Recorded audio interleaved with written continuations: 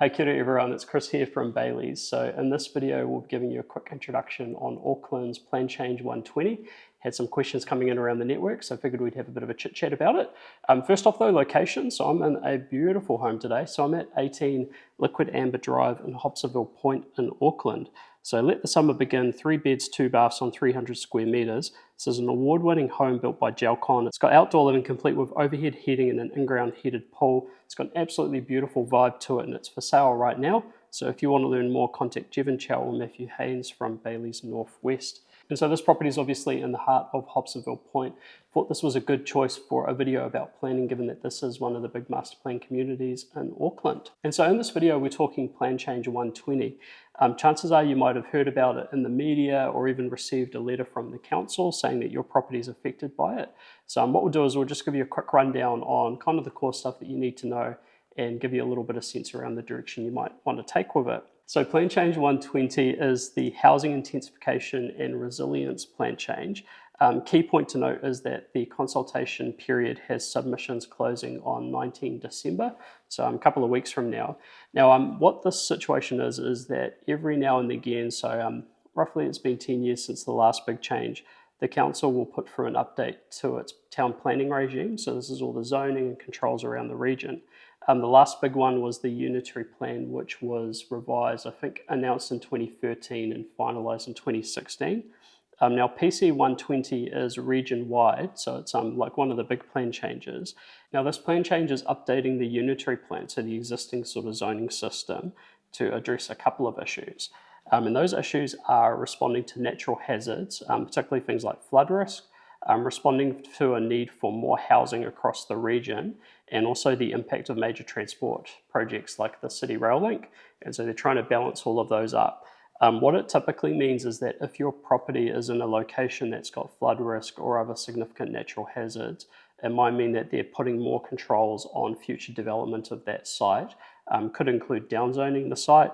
On the other hand, if you're close to a major transport node, particularly things like rail stations, it could mean that your land has more flexibility for development in a more intensive zone, so you can kind of build higher and more homes on it. Now, all of these factors can contribute to, I guess, the long-term flexibility of your property and also its value, particularly if it's in an area that might be redeveloped in the future.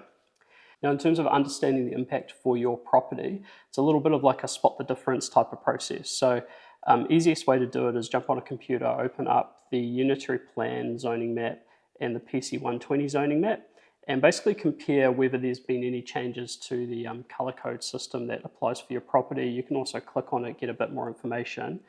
There's also other features like flood risk that you might also want to have a look at.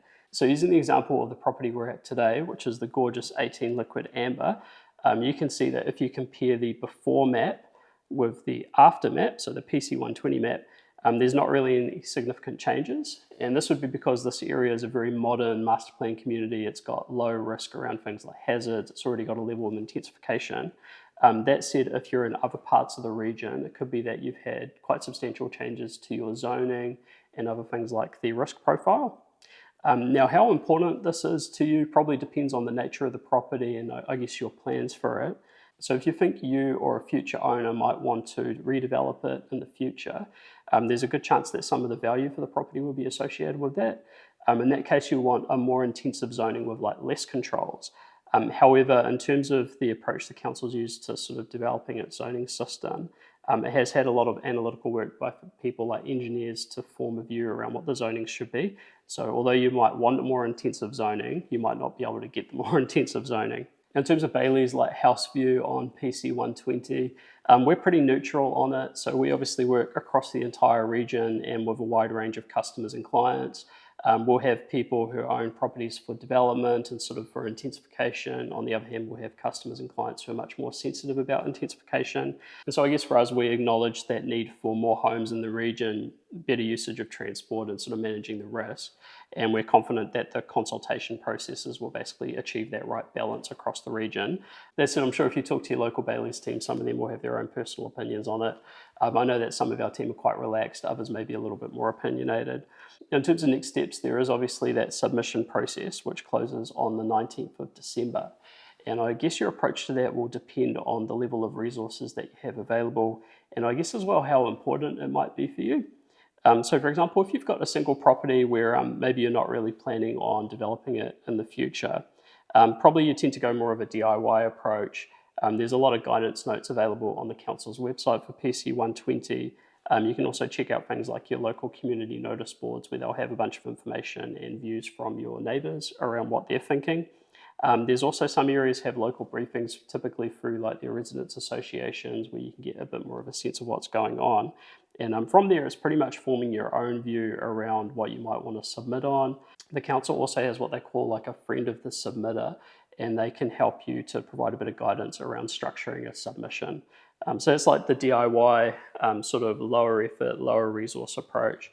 Now, if you have a larger portfolio with maybe more at stake, or if you're in, say, the development business, there's a good chance that you might put a bit more resource into this.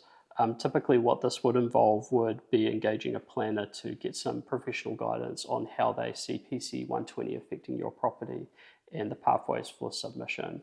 There's a good chance that you'll be already underway with that, and if not, you'll want to get that underway ASAP. So with that said, we'll wrap this video up here. We've got some links in the description if you want some more information.